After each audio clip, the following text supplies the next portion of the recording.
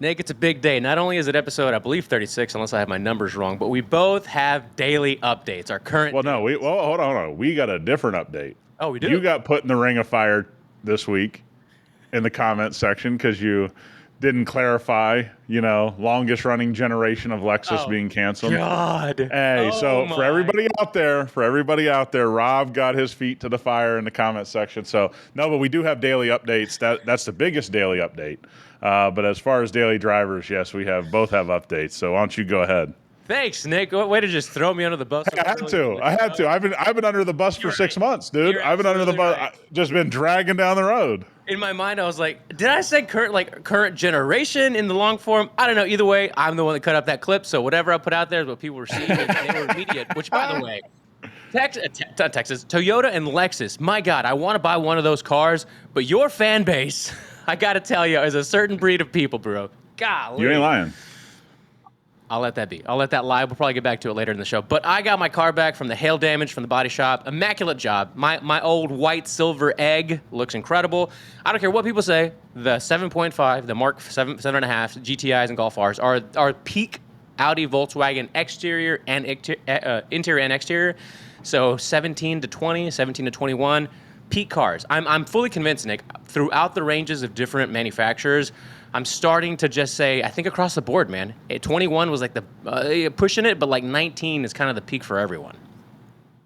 Yeah, because you went to a different design language. You have a lot of people bringing EVs into the market, so you start to see that vibe throughout their whole aura as a brand. I think there's no doubt. I mean, but also it's like, what do you like the most? Right? That's always going to be the thing that drives when you think the best. Look, there's going to be people that love this era of BMW. Like, it's just going to happen. They don't care that they like the pig nose, right? I mean, so it's all so individual that we always got to keep that in mind for sure. So now, more importantly, is your mic might be a little too far from your mouth because I'm getting like in and out of your volume. Just so you know, I might be. Okay. We're professionals here. We got to sound like professionals. You know what I mean? I hear you. Look, Nick has probably the coolest update that people are going to be excited to see a series on, which we're going to do on the Hyperclean Store channel and maybe some on the Clutch Culture channel. Dude, you had your audio basically, what do you call it, remanufactured? What do you call it? Yeah, basically what we did in this whole LX project and the way that we see it is how to take as much stuff that's wrong with this generation and bring it back to factory, or let's call it, better than factory, but with factory parts. So the one thing that falls apart in this whole LX Toyota world are these really weird parts. Mm-hmm. One of them is the sound system, especially the Mark Levinson sound system. The subs, the doors, all that kind of stuff, it just deteriorates. And I showed some. Look like somebody took a hammer to them, like over the years. Yes, so they just deteriorate. Now, here's kind of an interesting thing you find for those of you that have never taken your car apart to this level. Mm-hmm. You always find that somebody tried to fix it improperly. Of course. So we start in the back of the vehicle. The first thing you got to look at on these is maybe it's just a subwoofer problem and the speakers are fine. We know the subwoofer's bad. We pull the back panel. We get in there. First thing that they see, somebody's been here. Because somebody glued one of the clips they broke. Oh, God. We didn't even have to get 2 seconds in. And they go, guarantee somebody's tried to fix this subwoofer. And I'm like, let's be considerate to new listeners, by the way. 2003 LX470 is what we're talking about. Yes. Sorry. So we get in there. Sure enough, they find like where somebody tried to silicone the speaker back together, or the subwoofer back together, pardon me. Horrible. I mean, it just looks horrible. It's not working, obviously. Why go in there and go through all the work to not do it properly is always a thing you and I can say in the car business 1,000 times over, right? Like, how in the hell, why even spend the time? I never understand that. Why spend the time to do it so poorly? Are you the second owner or third owner? Do you know? Second owner. Wow, okay. So, okay. By the story, now, my guess is, here's what happened. These guys gave it to a dealer who, this is what they do. They do a lot of Land Cruisers, a lot of LXs, so they're known in that area. Good dealership. The problem is, and we'll all say this, no matter how good the dealership, they're going to try to cut a corner to fix a problem. Mm-hmm. So my guess is the dealer pulled this and tried to fix the sub. The difference is if you do all the work, everything was deteriorated. So even if you had fixed the sub, let's just say you did get that fixed, which you didn't. Everything else is still shit. Everything else was still going to sound bad, but you didn't know what you were doing because you didn't want to pull all the panels. And so basically, here's the story. These guys have been doing it for 41 years, period, point blank. And that's like the biggest part of the story is to find somebody that's been doing this for 41 years. Then these guys are like specialists in the Mark Levinson world because they take all of the bad parts, send them to a speaker engineer that fixes all of the speakers and subwoofer. Wow. Okay? So when we talk about doing things properly, this is one of those things we can show you what we really mean by that. These individuals, this is what they know. This is their world. It's not my world. It's not any listener out there probably world. You might do audio visual, but the odds you have a speaker engineer who can fix the actual speakers that are deteriorated, I'm going to say this to the end of the earth, it was eye-opening.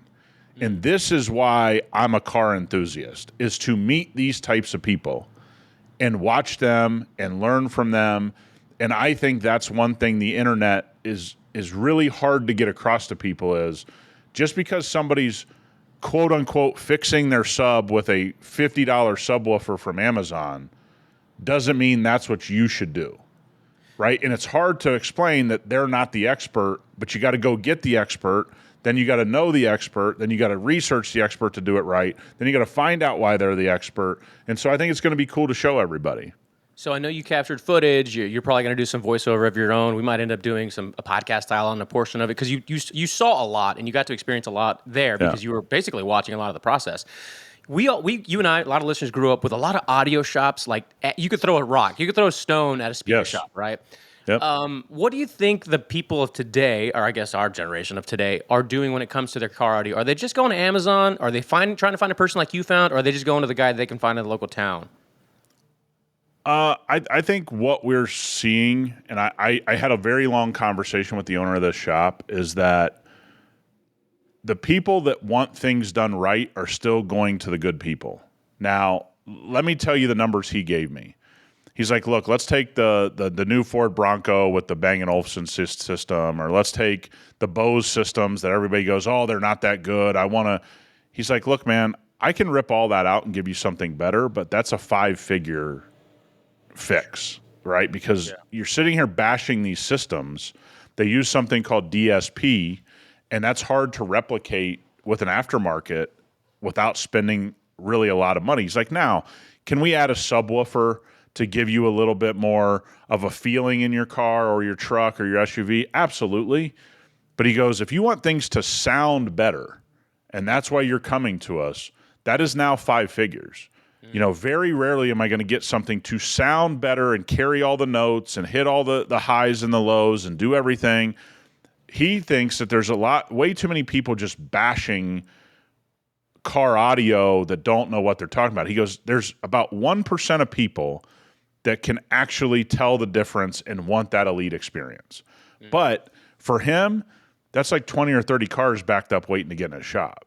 I mean, that's 41 years of building an actual reputation of, I'm not going to get over on you, man. You're going to come here. I'm going to tell you the truth. I'm going to be upfront with you. I'm going to be very explanatory. I'm going to tell you exactly how it needs to go. But he told me right out of the gate, he's like, look, man, the only thing we could really do to add to this system for a reasonable price is to put a sub that we wire up, you know, and put it in the back next to the other sub. You'll get a little bit more. But dude, once this was done, everything that they had factory refurbished, it sounds phenomenal. Now, again, I'm not going to a truck show. I'm not going to an audio show. But then we added Apple CarPlay. Then we added a backup camera. Then you start to look around and you go, this is pretty incredible to be able to take something and make it look factory everything and not have panels hanging off. You've seen the car audio stuff. Too, of course. Having random wires running, having all kinds of different power sources, having all, you know, you've been there, you've seen that. And so to keep it to this level, and I know I had people that had heard it before that have now listened to it once I got back and all that and drove back. You can't believe how good this is for 2003. Dude, when I was in high school, I worked at a Sherwin-Williams, and next to the Sherwin-Williams was an audio, car audio. So all you heard is boof, boof all day. The whole fucking store, dude. The whole paint coming off the walls. I had to pick up paintbrushes all the time and rollers because they kept falling off the walls. But I look back on that audio and I'm like, that's just, it's crazy how I would imagine the evolution of obviously OEM type stuff, but even the aftermarket stuff. If you do take it to the next level for your boat, your car, whatever, Gators, right? Big thing in Texas, having your toys have a pretty good audio system. But I've said it several times. Like, if you can afford to get the model or the trim rather of the car that you want with the best audio system, you're not going to regret it. It's going to be worth the extra, maybe $2,500 usually to get that next tier, $3,000. Sometimes obviously more, but we're talking about consumer-ish cars. Yeah. Because otherwise, you're going to wish that you did, and then you're going to be spending more to try to do it aftermarket, and it's never going to sound the same in that car because that manufacturer made that system for that car. No, and you can obviously know what he's going through, right? What he's going through is a lot of people that went somewhere. That person wasn't great at what they did, but they got a price on it. I mean, that's basically the car market in a nutshell. I got a price. Right. Okay, you got a price. It doesn't sound great. They don't know why. And they go, well, you got to realize the system you ripped out of there was engineered for this car. Mm-hmm. And all you did, so he kind of likens it to the 80s and 90s. He goes, there's a lot of people that believe, take the factory out, put some speakers in, put a sub in, everything's going to sound better. Yeah. He's like, that just isn't the world. He goes, things have become too advanced. And the thing I appreciate about people that are good at what they do, they're also very honest and go, hey man, I'm happy to do that next thing for you, but that's going to come at the price that I don't think you want to spend. Speaking of and by the fact, I wouldn't spend. So before we move on to other today's topics, I don't think you will, but let's just say that if you did sell this, let's play a hypothetical here. How much are you going to be able to add to that listing saying got blah blah blah upgraded audio? Yeah. And how much do you think you'll be able to add to the price for the educated consumer? I'll be able to get all my money back for what this would cost. Hell like yeah. It's that big of an issue.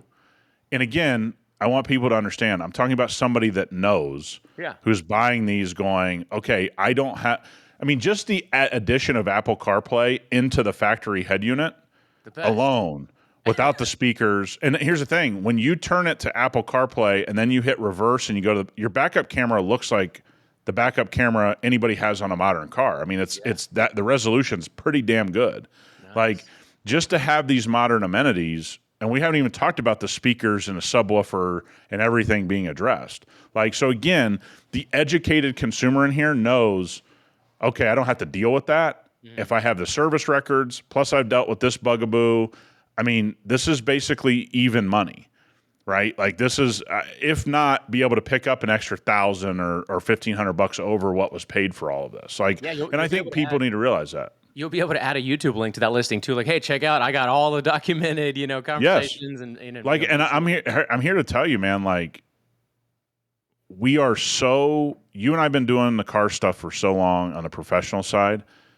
You will always be happy as an owner going to the right shop to do whatever service. Yeah. You will forget about the money you paid over the money you would have saved having it done poorly. That stuff all is in the distance. Once it's done correctly, you never think about the money again. When you do things with a poor shop, all you think about is the money you spent because you're not happy with the results. Like, that's the one thing I don't think people realize. When you get things done properly, paint protection film, ceramic coating, audio, graphics, wheels, tires, suspension, when it's done correctly and you agonized over spending that money, the minute it's right, you never think about the money again. You think about the money when it's done poorly because you go, well, I spent $1,500. Well, the bill should have been $3,000.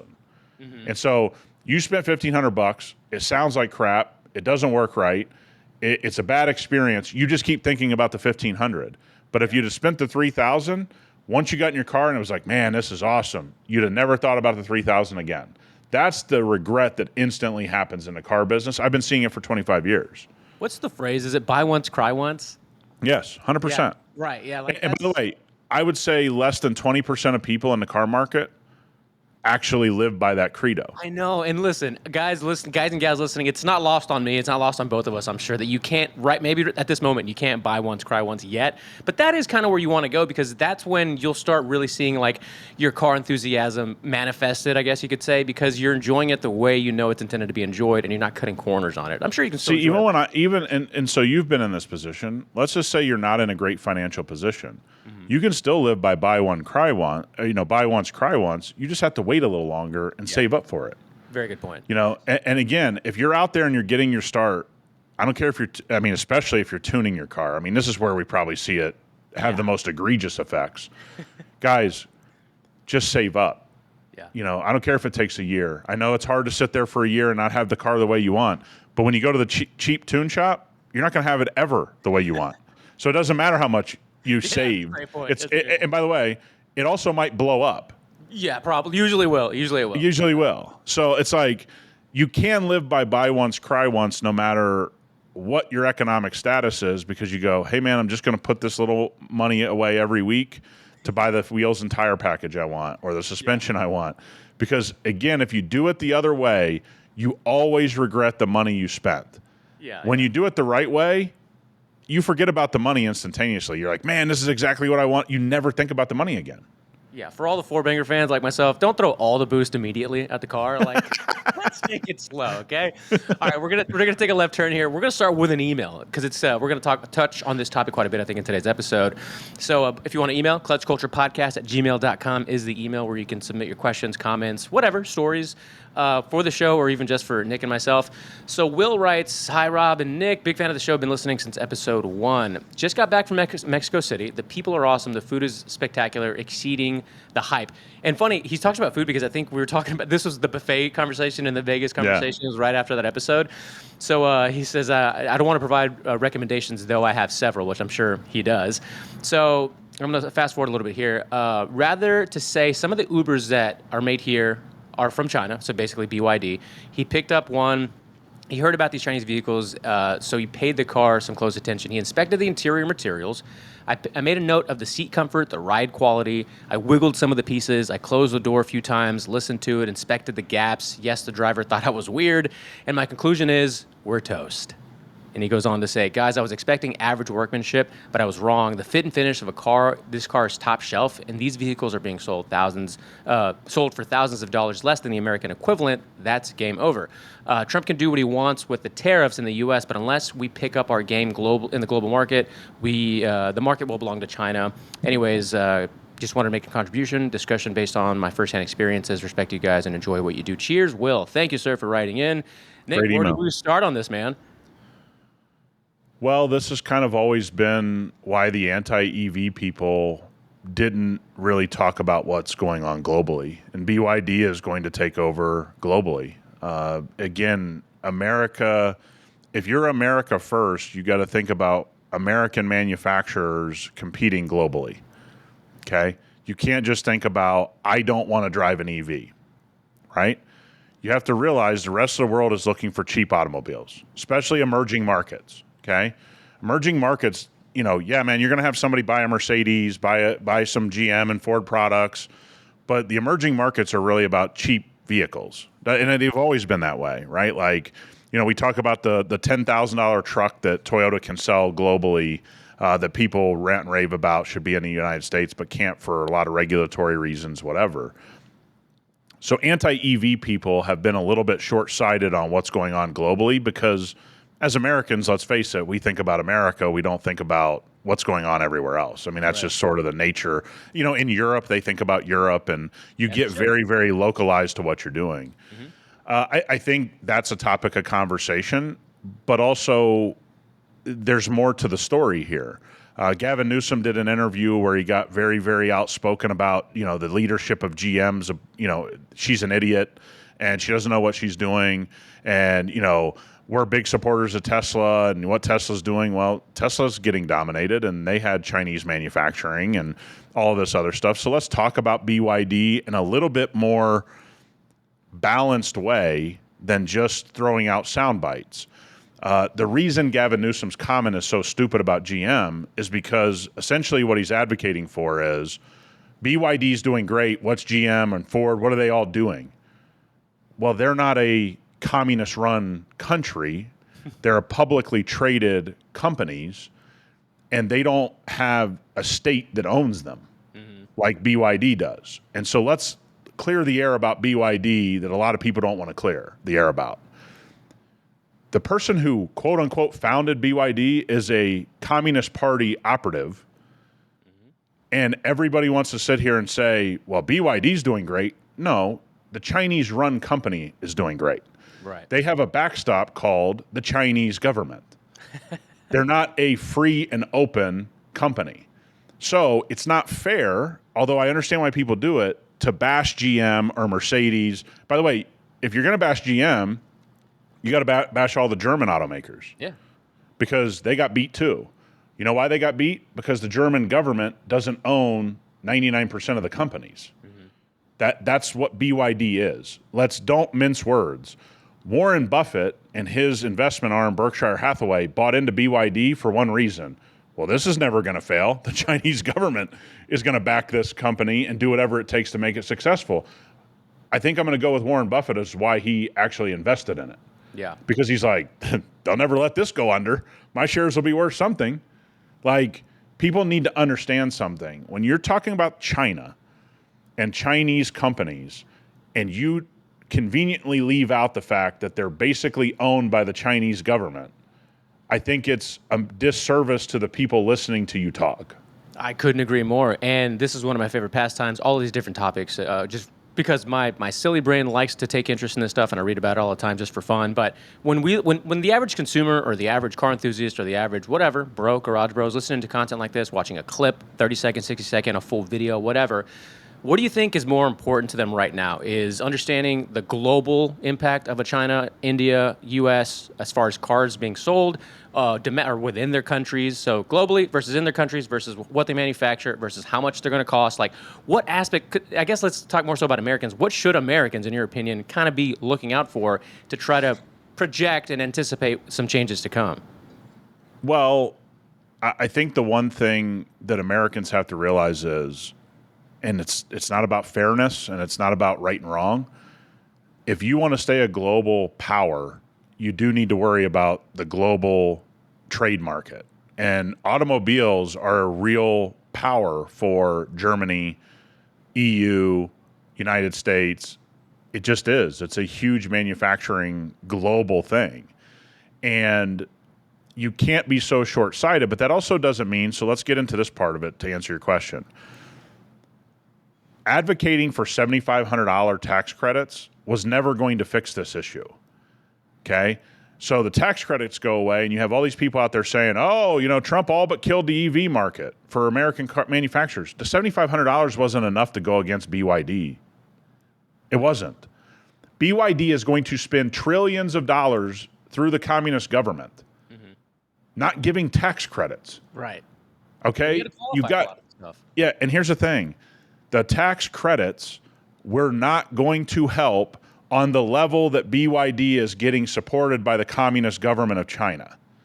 That is so idiotic to say that a tax credit was going to drive global domination for GM and Ford and all of these companies.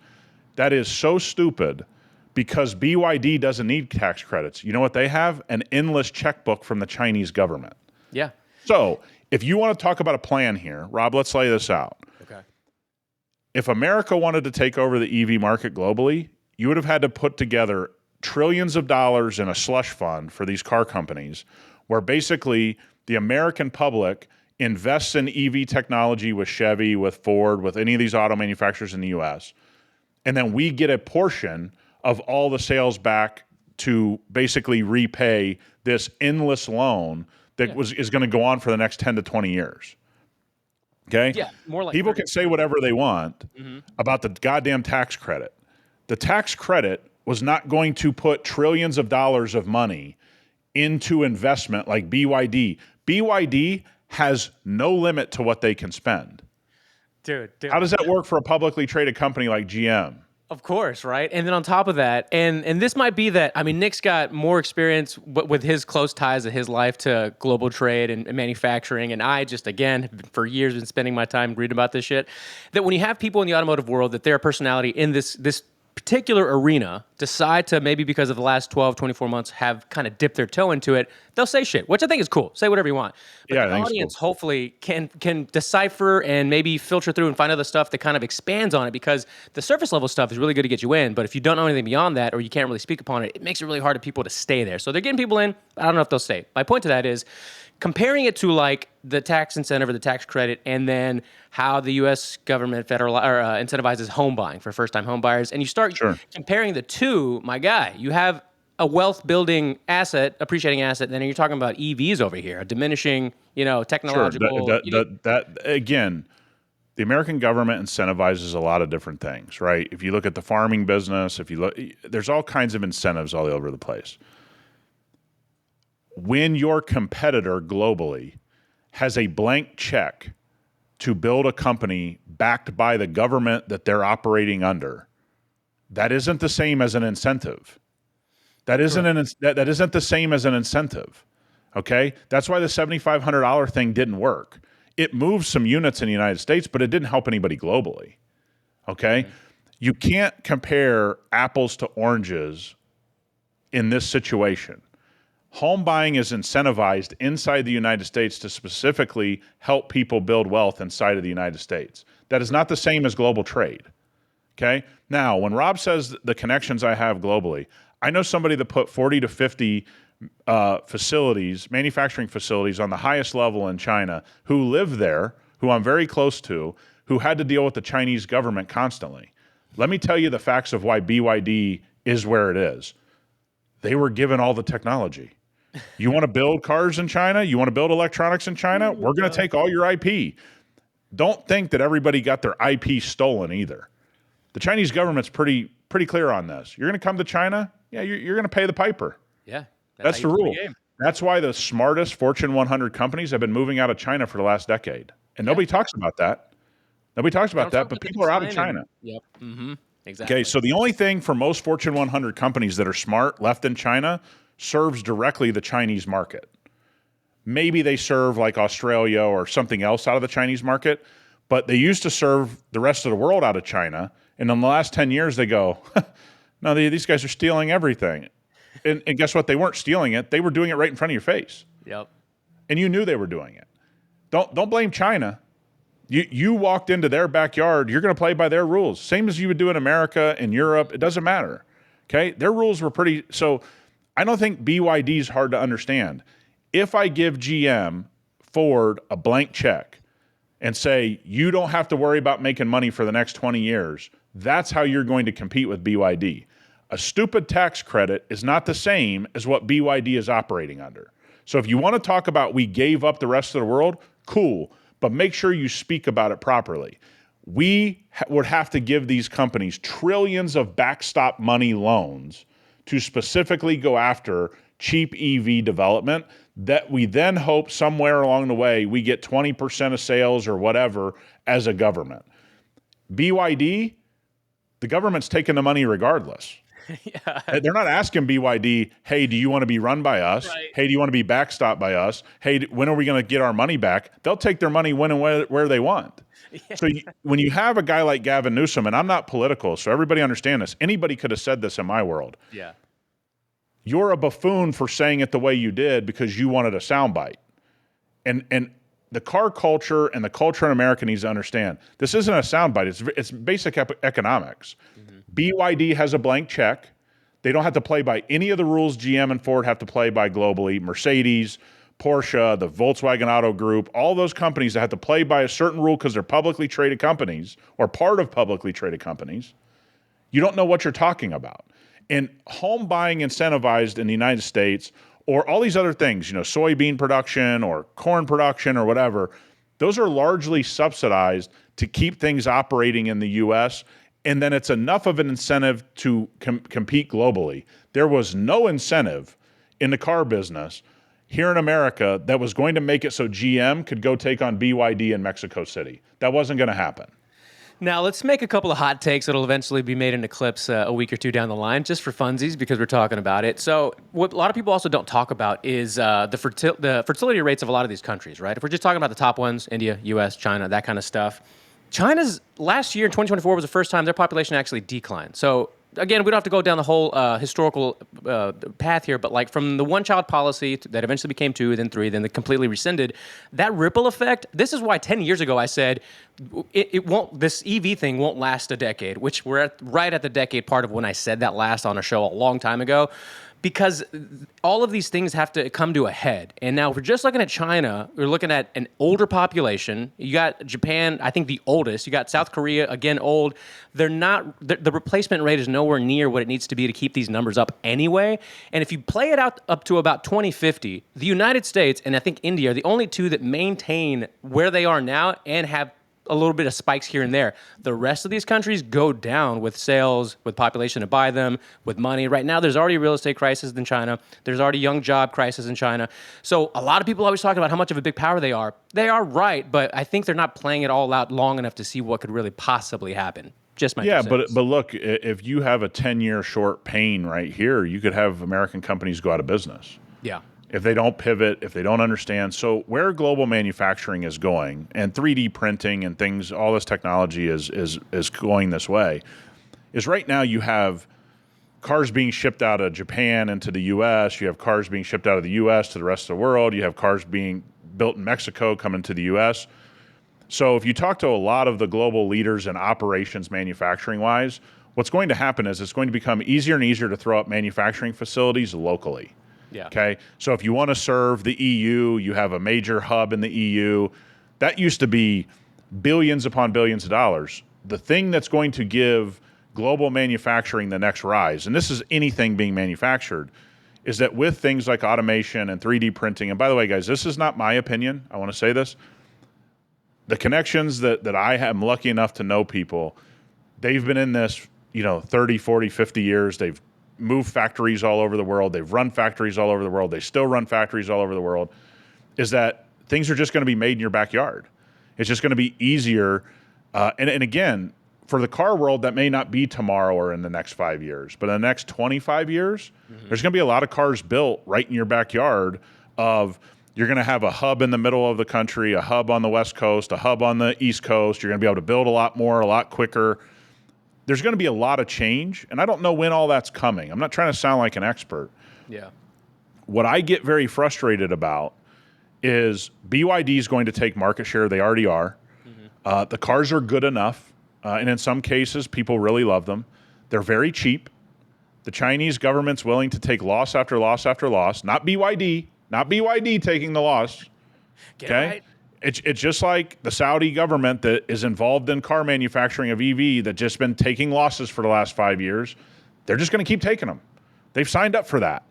We have to stop acting like GM could just go, you know what? We're publicly traded. Screw it. Let's make everything EV. We'll make the cheapest EV. Who cares if we lose money? They can't do that. Mercedes can't do that. The Volkswagen Auto Group can't do that. You're not playing on a level playing field, and a stupid tax credit doesn't put you on a level playing field. Government ownership with a blank check is exactly what we're talking about here. The owner and founder of BYD is an operative in the CCP. Okay? The people running RAM are not operatives for a federal government. Get him, boy. Get him, Tim. Get my boy Tim's going to get him eventually with the SRT program. Again, I understand why everybody's saying we're going to lose this race, but we weren't going to win the race with a stupid tax credit.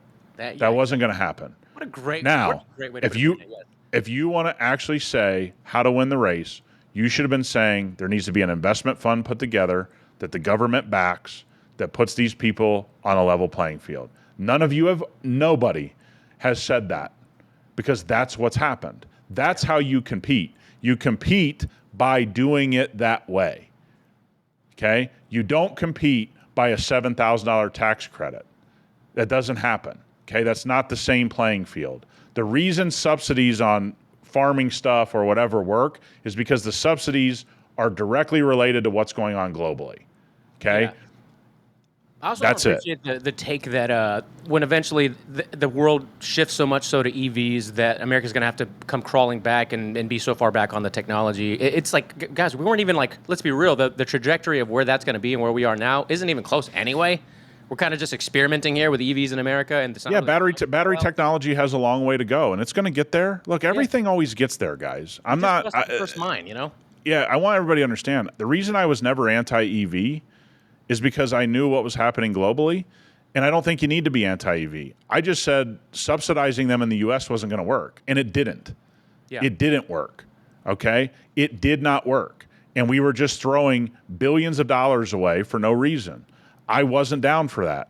I would be down with talking about an investment account to really go compete. Let's have a conversation. Yeah. Because I know what BYD is doing. I know what they're doing. They're a government-backed entity. That is not GM. That's not Volkswagen Auto Group. That's not any of those things. And everybody that talks about subsidies and says, once upon a time there was this subsidy, and once upon a time this isn't the way to compete with a government-run organization like BYD. Today is different than these other things you keep bringing up. Now, I'm sure you guys already know this, but if this is your first time listening, this is the #1 fastest growing car-related culture podcast in the world. Clutch Culture Podcast. Thanks for being here. We talk about news, trends, stuff like this from time to time. But most importantly, we offer you a good hang every single Monday to actually keep on. And by the way, clutchculturepodcast@gmail.com. If for whatever reason you started tuning halfway into the episode, I'm going to remind you again where to send your emails. Listen, I love this topic, but here's a really good story that I didn't bring up last week that I had brought up, a couple of them. But to start with this one, gas model quietly dethroned the EV King as the world's best-selling car. Did you know this? Did you know Toyota, the RAV4 surpassed the Model Y, I believe it is, on sales? And I think I got to tell you, the Tesla brand did not have a good year. They did not have a good year. I think the leadership may have lost focus a little. I don't know. Who knows what it could be? What do you call it? The uncensored Grok version? I don't know. It could be Grok, it could be Elon, it could be the whole brand. I don't know what's happening, but the RAV4 has reportedly topped the global sales for 2024, narrowly beating the Model Y, which it was narrow. It was literally by like 100,000. I think it was like 1.12 versus 1.1 something. But I think that's a sign of things to come. Quite honestly, do you have any hot take on that? Look, I think Tesla, I don't know how to explain this, but when you watch car evolution inside brands, I mean, this is kind of like the Nissan story, right? This is the story of a lot of different models inside of brands. I mean, we had this conversation about Audi. Tesla just didn't realize that they needed to refresh everything more consistently and faster. I think they just kind of sat on their hands, and this was bound to happen. Look, we're talking about a nominal difference here in the RAV4 and the Model Y. The Model Y is still a great, entry-level, very priced, very fairly vehicle. So is the RAV4 when you start talking about getting the basics of it.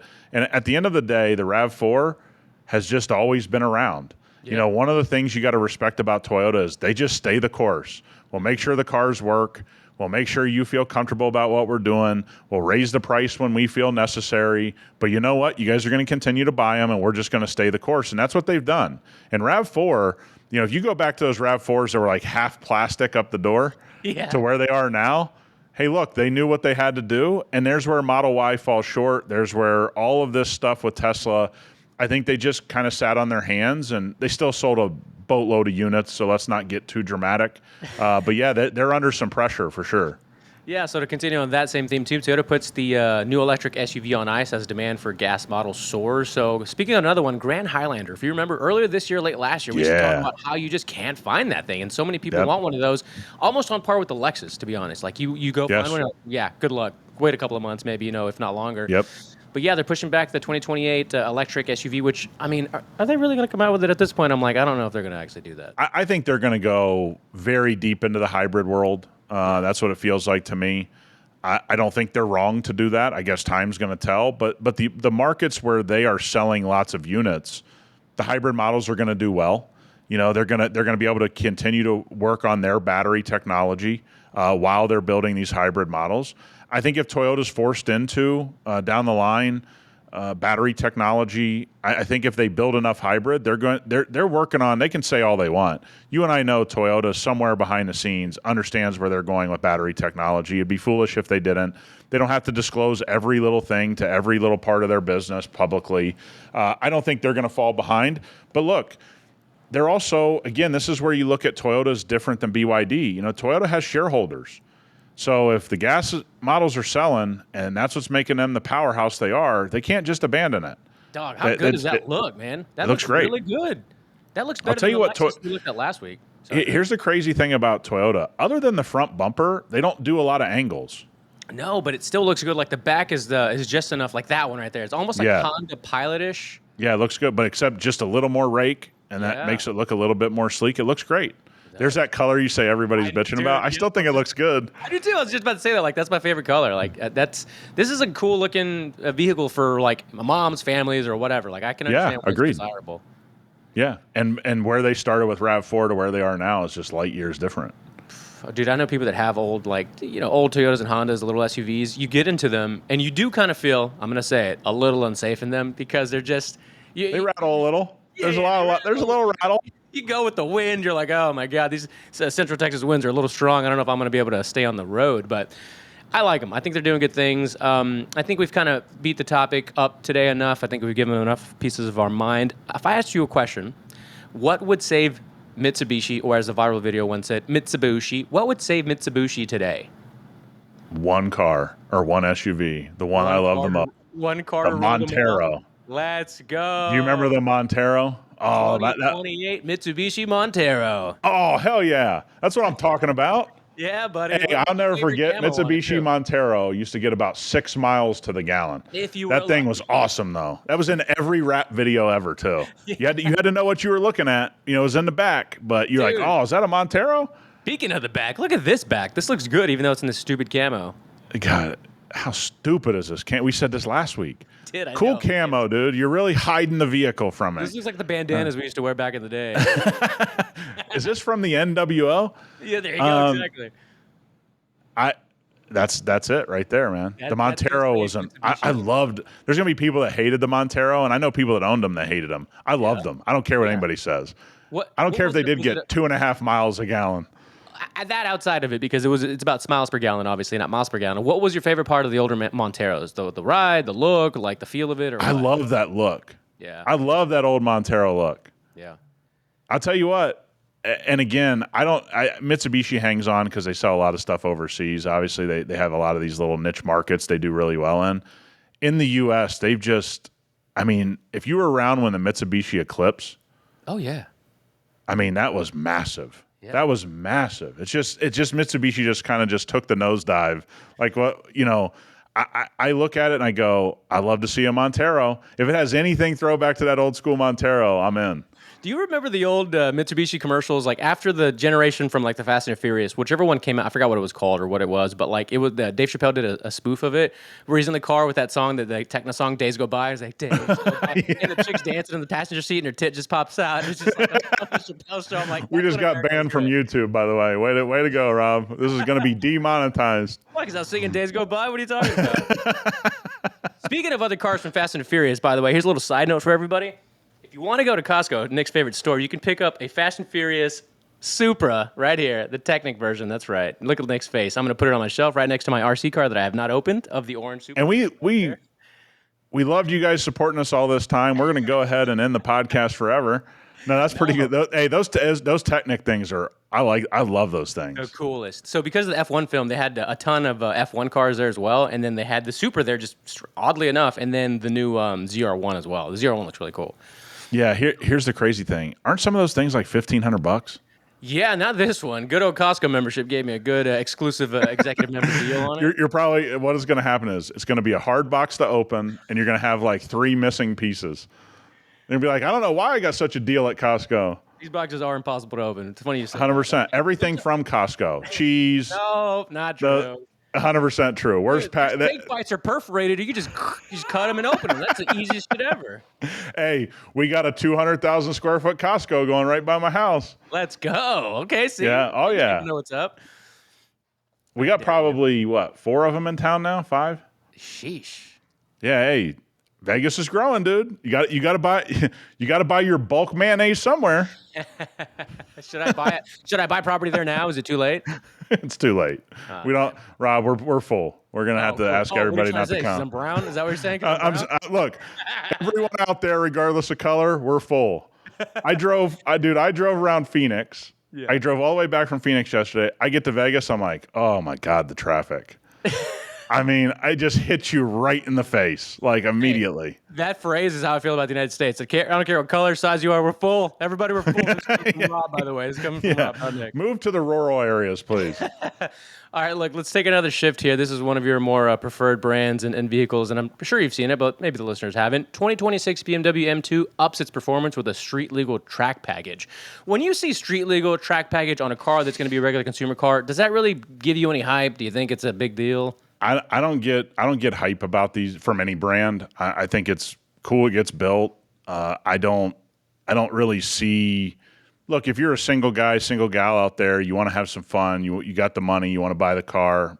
That's kind of who I think it serves. If you're going to actually go to the track, if you're the 1% of the 1% that actually takes these to the track, I think it's great. I think it's cool they exist. I mean, I'm like everyone else. I'm glad things like this get built, but I'm always kind of just like. And by the way, what a stupid picture they used. It looks like it's at a Need for Speed. What are you talking about? What a stupid picture. You? Yeah, but again, I'll tell you this: that kidney grill's kind of gone on this. Dude, it looks way better, right? Looks way better. Way better. That front end of that car looks way better than anything they've put out. So yeah, man, I'm always happy this stuff gets built from any brand. I mean, I've been talking with people in our comment section talking about the days of Acura and the cars we wish. You know, I had a CL Type S Acura. That was still one of my favorite two-door cars I ever owned. I just love when this stuff's being built, regardless if I'm going to buy it. You know, I think that's one of the things that I have. I guess I'm lucky enough to have, because some people just get offended things get built because they don't like it, and I'm just like, I'm glad when they build anything like this. Speaking of, it was on that Lexus video. I think people were talking about Acura. Which, by the way, it's probably going to be in the hundreds of thousands of views. I can already tell just by the trajectory. And Rob is just taking all the heat for once. On YouTube too. I've been waiting 6 months for this, Rob. I've been waiting 6 months. Very cool. Very cool. I sent Rob a message. I said, "You're gonna hate hearing this, but I'm loving it." That's when you know you got a good partnership, everybody. That's a good team player. Look, listen, I have a video here that was sent to me of children yelling out the best sounding V8 SUV. Before I play it for you, do you want to take a guess at what these toddlers, what model they were screaming out? No, I wouldn't even. Well, what do they say? All right, let's go. I'm going to try not to blow your eardrums, by the way. All right. Oh, is that a Range Rover? Defender. You're making it. 1, That sounds good. 2, 54 miles an hour. SVR? What is it? It's a Defender. It's a Defender V8. Just says Defender V8 is what the caption says. So those kids know what's up. That mommy knows what's up. That sounds fucking incredible, by the way. It sounds I haven't been great. In a modern or in a newer Defender V8, but And I forget which one. What is they got to have a different package on that. That's not how the regular Defender sounds. Oh, the exhaust pipes. Yeah. So they got some type of, I forget. I apologize to everyone out there. There's something in the Defender package. People know, and they're yelling into their phone right now, like, how do you not remember? But yeah, they do have and I don't think very many people buy them. By the way, so I think that's why I'm probably slipping my mind. But yeah, it sounds incredible. From the factory that has an upgrade for the exhaust wise? Yes, they have a specific package, Gotcha. but this one maybe was modified somewhere too. I'm not sure if they modified it themselves, but there is like a top end package that not very many have been sold of. But it's just slipping my mind. It just sounds so good though. Like there's something about those 100%. big, Mercedes. We've talked about it. These kind of cars, like they command a presence, and then when you hear that also driving, you're like in the little burbles and pops that you might get. Yeah, like GLE AMG. Yeah. I mean that sounds so good. Like it just sounds so good.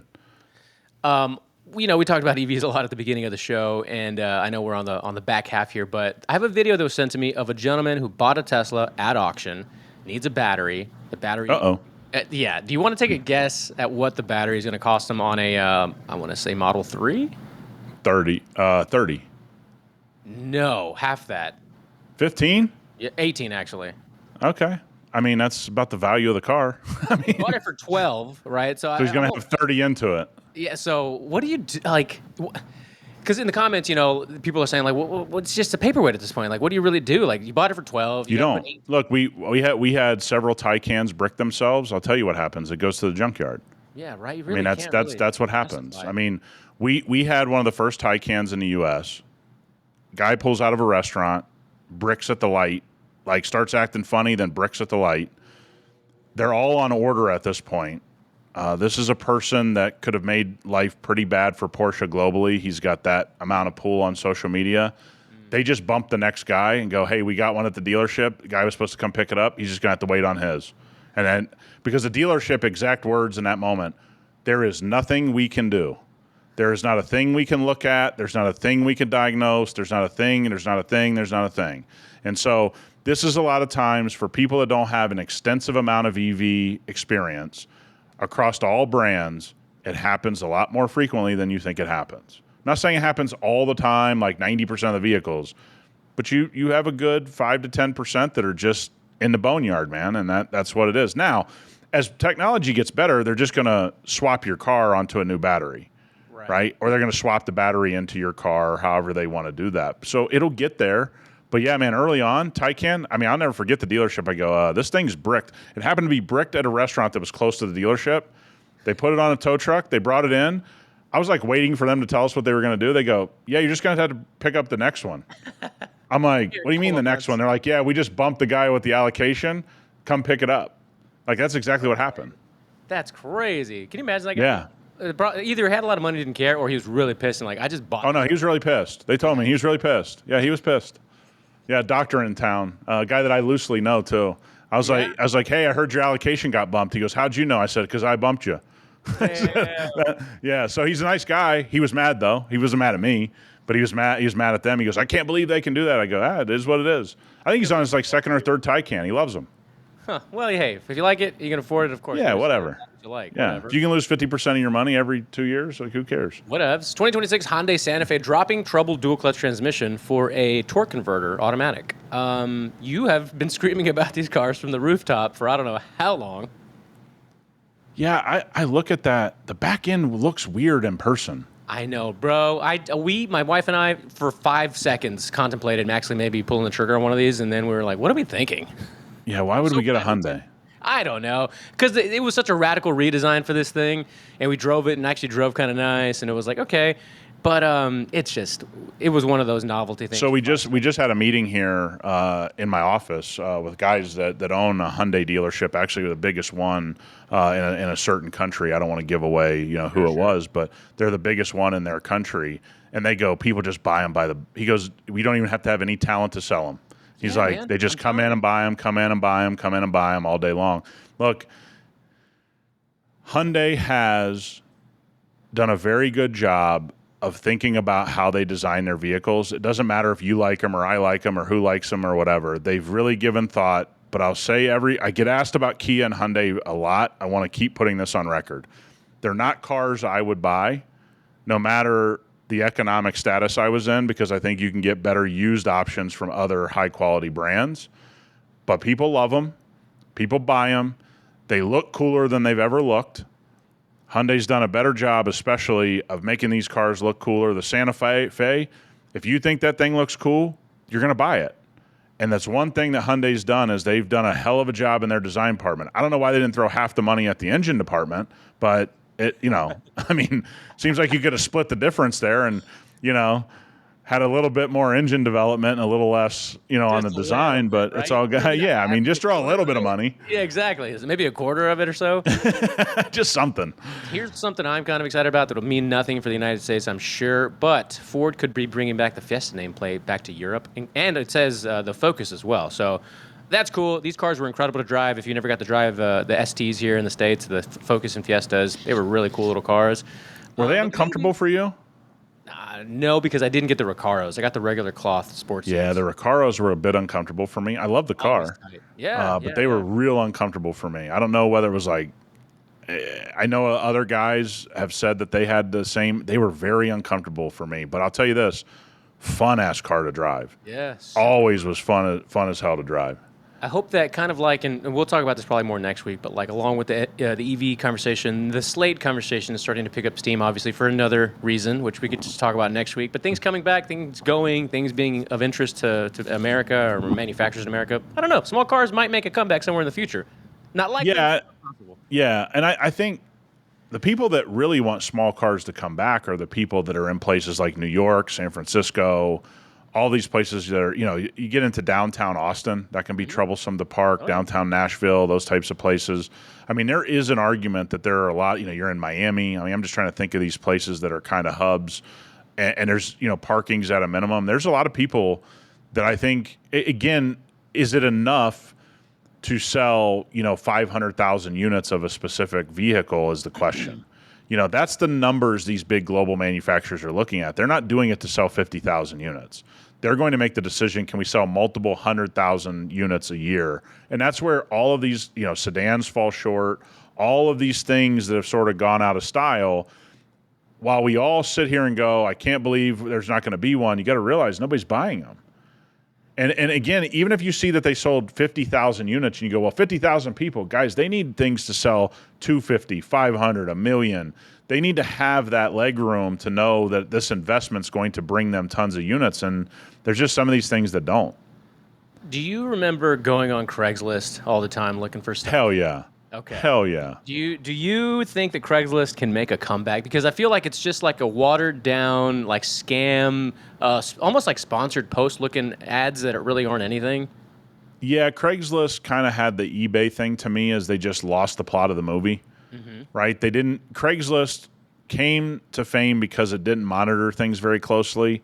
Yeah, but at all. you got to realize not monitoring things closely 15 years ago is a lot different than not monitoring things closely now. That doesn't work in the internet space. I think Twitter's kind of finding this out. Like, oh, okay, maybe we need to, get in line a little bit and kind of monitor things a little bit.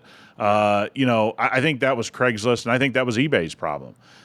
They didn't modernize the platforms, but they also didn't understand that they had to kind of keep the riffraff out of the scene. I think this one person is in this one car might bring attention back to Craigslist from the dead. That's right. My God. Someone is trying to sell an F40 for $5 million on Craigslist. Hey, for everybody that DMs me, how did I not get this in the DM? This is the story of the week. Dude, I'm telling you, that's why I waited to the very end. Other auction sites better watch out because Craigslist is back from the dead with one of the greatest dream cars ever made. So, something that's been brought up to me by one of the collectors that I talk to all the time, that I deal with. There is a fee fatigue running in the car sale business. Yes. You mean everywhere, but yes, cars especially. Everywhere. Tickets, all events. There's a fee fatigue that's starting to enter. Now, I don't think you need to sell a Ferrari F40 on Craigslist to avoid a fee. Obviously, that could be part of this. But I got to tell you something. Craigslist, and what's going to be the fee at Sotheby's when it goes on auction there? Sure, but you might get about like $1.5 million more at Sotheby's than you're going to get on Craigslist. Craigslist pays for it. So right now there's a $2.555 million bid on it already for the August 12th Sotheby's auction. But will it fetch more on Craigslist? Is what it asks. I will say this, and I have F40 and F50 here in my office on some paintings and photos. Like, how good. I've been lucky enough to be in a few F40s, drive two of them. I just don't know that there's a better car. I think it only has. I mean, here's the thing, and I know what everybody's going to say. I'm not talking about performance. I'm talking about just how it looks. That looks so goddamn good. It's incredible. It's like here's the question. Are you a Countach guy or an F40 guy? I'm not going to lie. I had a Countach as a kid. Countach car, Countach Wrong answer, Rob. Now, as a kid, I was a Countach guy, but now I think I'm more so going to be an F40 kind of guy. You were a Countach guy for that Cindy Crawford Pepsi commercial. Probably, all of us were. Probably what started it, yeah. Yes. Yeah, we know what you were doing in your bedroom. We were with you there. So here's the question, though. Yes. It looks so goddamn good. And here's the thing. It's one of the rare cars that's special that looks so good in photos, and then you get in person and you go, I can't believe how good this looks. Yeah. That's what I think is special about them. Like, there is a few cars that photograph on this level, and you go, damn, that looks good. And then you see it in person, you go, I think it might look better than how great it looked in the photo. Yeah, it almost looks too good. I know that sounds really weird to say. It almost looks too good. So good. Those wheels are so good. 7,430 miles on the odometer. I know it. You know, the number one comment you would get if you posted this is, I mean, to not drive it is criminal. It's like, buddy, this isn't what you can have that conversation. This actually leads me to the final kind of like topic I wanted to bring up to you. I'm thinking about at some point, maybe at the end of this year, like picking up another manual, like had to have a manual car. My GTI is a DSG. I love it. It's a great daily. It's going to continue to be my like road warrior per se to put miles on it. But then I thought about it further. I was like, you know what? Let me just get I'm going to go the other way. I'm going to get the higher mileage of the cars. Like I'm going to look for the highest mileage of the car that I decide to actually buy.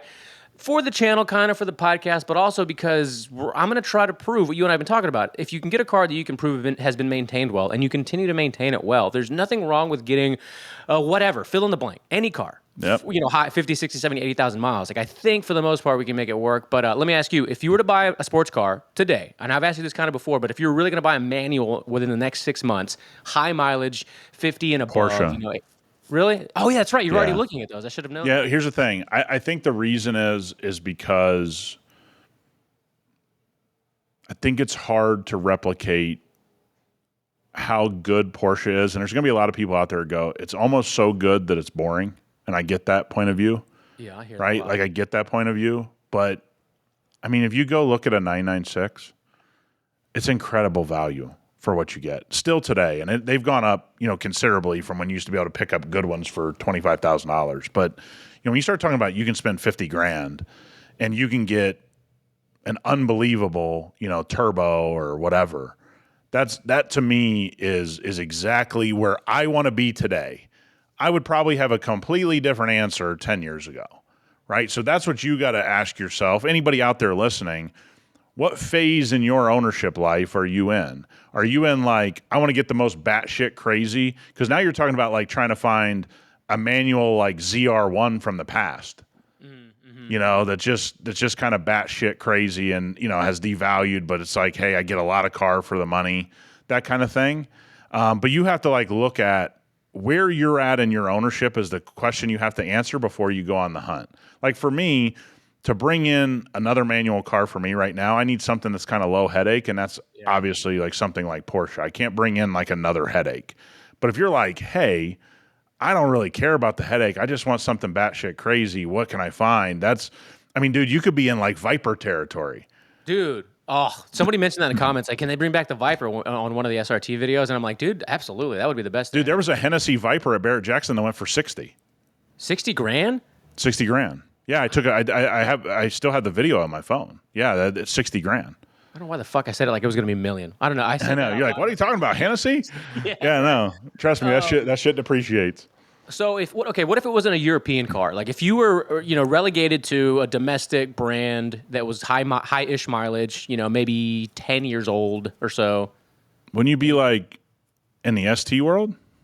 Well, for you, could you make a choice on a car that was a manual, about 10 years old, higher mileage that interests you, that you've always said, I kind of like that, but I don't know if I'd buy it? Oh, yeah. No doubt about it. CTS V-Wagon. Okay, yeah, of course. That's always the answer. Yeah, dude. That would be, like, for you, that might be the answer. Sure. Yeah, absolutely. But I think that would be mine. Look, the 6 speeds don't come up as much as the automatic. No. Or never. Was it a 5-speed or a 6-speed? Either way, it was a manual. I forget off the top of my head, but yeah, that would be where I'd be at domestically. Like, and I know people are gonna be like, "Well, it's a bigger car." I don't care. That thing is so good. I love that vehicle. I do too. But those are so. I mean, I'm probably gonna wait another 10 years for one of those to really come up on the market. Like, they just don't get rid of them. When they do, it's prime price for those cars. So what I'm asking, manuals for sure. What I'm gonna ask listeners is, if you're a Mustang guy, because I think I am gonna go the Mustang route just for funsies, just to be, you know, just. What are you doing? A GT 500? GT350, GT50? GT350, or a Mach 1. Or a Performance Pack 2. Like, I've been doing research on this for months. I don't hate that. Yeah, I have a fucking hatch. My wife's got the SUV. Like, I told her I'm gonna get a 2-door manual. She's like, okay.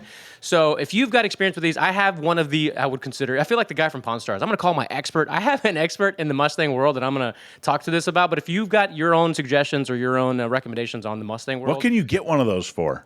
dude, I mean, low 50s to mid 40s for a GT350 up to even the Mach 1s. Like, they're really the huge value for what you get in those cars, man. So the 5.2 Voodoo in the 350, or you get the the newer 5.0 in the Mach 1. That's so good. Essentially, Yeah, I would look. You're probably the one that's right on this. Like that sounds like incredible value. And dude, I know people that swear by the 350. Yeah, They swear. I mean, they've owned it for a long time. Like maybe it's a third, fourth, fifth car, but they still love it when they drive it. yeah. They absolutely love it. And So then yeah, the for Mach me, 1, it would be try to find the 5-speed, or man, I keep saying that, the manual wagon. manual wagon's always good. I look at when I tell people about buying cars, it's really about where you are in life and what experience you haven't had that you want to have. Because you may get the car and go, I want to have this experience, drive it for a year, and it's time to get rid of it. Yeah. You may also get it and go, this is an experience I've wanted for a long time, I'm going to keep it, right? But you got to get what experience you're looking for down first for these extra cars. Because I know people that bought, we work with collectors a lot. I know people that bought 20 cars and they hated all 20 because they never answered the question what experience they wanted. What experience was going to make you happy? Because you have the money to buy 20 cars doesn't mean you automatically fall into the experience you were looking for. So you'd have been better off buying 5 cars, understanding the experiences you were going for. So that's, again, the Mustang is not a, CTSV wagon experience. It's not a, BMW, E46 or E92 or E90. You're not getting that. Those are all different experiences that you need to experience for a different reason. It's not a Porsche manual. Those are all different experiences. So you can see why so many people, when they go buy their third or fourth car, their weekend car, they make a mistake because they never actually identify what experience I have not had that I want to experience. That's a great way to put it, dude. And that's the position you're in. You're like, I want to buy something I haven't experienced. What experience do I want? Yeah. So we'll put a pin in it with this. When you grew up, what was the majority of your social circle riding in? Jeeps and trucks. I mean, Jeeps after I bought the first Jeep. Okay. Then everybody got into the Jeep. But it was trucks. It was Blazers, S10s, Dodge Dakotas, maybe a beat-up F-150 that somebody got. Yeah, I didn't have. I really envy people that had like these groups that got into VW, got into those. I didn't have that. That wasn't the hometown I grew up in. I mean, it was still a lot of farms around, still a lot of land around. I mean, that's what it was. Yeah, same. It was going to be older Jeeps and then diesel trucks, and then my circle of friends, they found themselves into American muscle all the time, from GTOs, Trans Ams, Mustangs. So I grew up around all those cars, rode around. Yeah, we had a couple Fox bodies. I mean, we had a couple Fox bodies. We had Firebird. Mm-hmm. Oh yeah. We had a little bit of that kind of stuff, but nowhere near probably what many of you experienced. I mean, and maybe many of you have had the same experiences we had, but there's some people that had like VW clubs in their high school. Mm-hmm. You know what I mean? Like I didn't have that. You know what I mean? And we'll continue on this conversation in later episodes, because I love that philosophy or that thought of like, what experience what driving experience, right? Essentially, do you want to have with the next car that you buy? Because, we're still young. We're still, young whippersnappers. Yeah. We can still get a lot of different cars. I want to have like the experience you're having with the Lexus. I love the thought of an off-roady, like a overlandy kind of SUV. I really want a Gen 1 Raptor ever since you brought them up. And I know I hear you. Hey, every time I see one, I tell you what, Arizona was ground zero for a bunch of Gen 1s. Really? Saw a bunch of them. Yeah, it's just this week. I saw a bunch of Gen 1s. I was like, damn, another Gen 1, another Gen 1. A lot of Gen 1s down there. Anybody selling at a reasonable price, email Rob. clutchculturepodcast@gmail.com. It's like when you see that stuff, it's a sign from the universe. You try to convince yourself like it's telling you. 100%. Yeah, like if I see 3 Ferraris in a day, I'm like, man, I wonder if I traded this and did this. Can I just buy used one of those things? Can I go to that Craigslist listing and maybe just get a deal on it? Hey, bud, what would you write? 30,000 best offer? He'd be like, yeah, we're going to pass. Imagine how many of those he's getting. Dude, I'll trade you a BMW and a Lexus LX 470 for that car. Yeah, straight up. Yeah, pinks for pinks. All right, everybody. This was a great episode. A lot to mull over here with the global markets and whatnot. But hey, clutchculturepodcast@gmail.com. Leave us a rating and a review on Apple if you haven't. The most recent one from Coup to Patriot. Appreciate you leaving that comment. Nick, that is all I got for you, sir. We will see everybody next week. See you guys.